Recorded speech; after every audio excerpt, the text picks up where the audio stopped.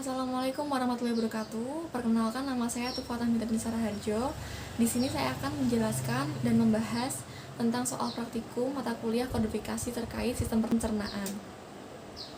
Oke, pertama yang akan saya bahas adalah macam-macam kelenjar sistem endokrin yang ada di tubuh manusia, beserta dengan letak dan fungsinya. Yang pertama adalah ada kelenjar hipotalamus. Kelenjar ini terletak di tengah-tengah bagian otak di sini, yang berfungsi untuk mengeluarkan hormon yang merangsang dan menekan pelepasan hormon yang disekresikan menuju kelenjar hipofisis melalui arteri. Kemudian yang kedua ada kelenjar hipofisis. Kelenjar hipofisis ini terletak di dasar cerebrum atau otak dan di bawah hipotalamus. Hipotalamus di sini dan di sininya ada kelenjar hipofisis. Kelenjar hipofisis ini berfungsi sebagai kelenjar pengendali dan pengantar kegiatan lainnya. Yang ketiga ada kelenjar tiroid. Kelenjar tiroid ini terletak di bagian bawah leher dekat jakun sini, yang berfungsi untuk mengatur metabolisme tubuh serta berperan dalam pertumbuhan dan perkembangan tulang otak dan sistem syaraf pada anak-anak.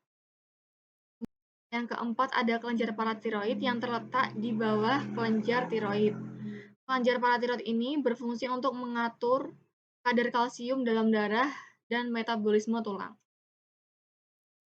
Kemudian yang kelima ada kelenjar timus yang ada di tengah dada seperti ini. Kelenjar timus ini berfungsi dalam menghasilkan hormon timopietin dan timulin yang berperan dalam perubahan sel T menjadi sel-sel spesifik. Kemudian yang keenam ada kelenjar pankreas. Kelenjar pankreas ini terletak di dekat lambung.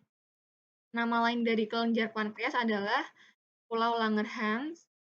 Kelenjar pankreas ini berfungsi untuk mengeluarkan hormon insulin yang mengatur kadar gula dalam darah.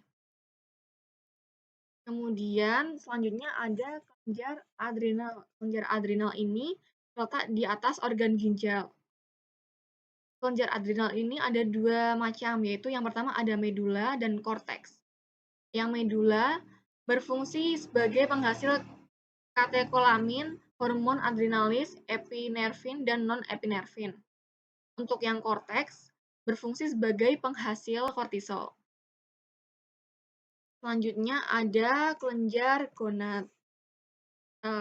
Kelenjar gonad pria ada di testis, dan yang wanita ada di ovarium.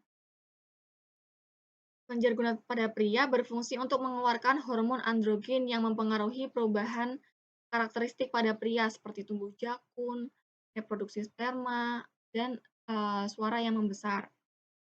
Kemudian jika kelenjar gonad pada wanita berfungsi untuk menghasilkan hormon estrogen dan progesteron serta telur yang bisa mengontrol pertumbuhan karakteristik pada wanita, seperti pertumbuhan payudara, menstruasi, kehamilan.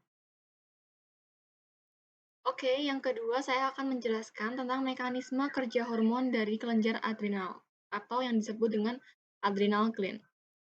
Kelenjar adrenal terdiri dari dua bagian, yaitu ada korteks dan medula. Korteks itu ada di luar, dan medula itu ada di dalam. Korteks menghasilkan beberapa hormon, yaitu yang pertama ada hormon glukokortikoid atau kortisol, yang berfungsi untuk mengatur metabolisme glukosa. Kemudian ada hormon mineral kortikoid atau aldosteron, yang berfungsi untuk mengatur metabolisme cairan dan tekanan darah. Kemudian untuk yang medula menghasilkan beberapa hormon juga, yaitu yang pertama ada hormon adrenalin atau epinefrin yang berfungsi untuk mempersempit pembuluh darah, meningkatkan denyut jantung, tekanan darah, dan frekuensi pernafasan.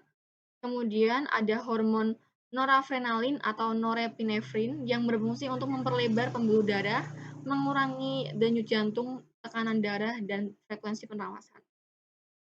Hormon adrenalin dan hormon noradrenalin berfungsi secara umum untuk mengatur metabolisme glukosa dalam tubuh. Hormon adrenalin dan hormon noradrenalin berhubungan saling berlawanan dalam perombakan glikogen dan glukosa. Dari glikogen berubah menjadi glukosa oleh hormon adrenalin, dan dari glukosa berubah menjadi glikogen oleh hormon noadrenalin. Sekian dari saya, terima kasih. Wassalamualaikum warahmatullahi wabarakatuh.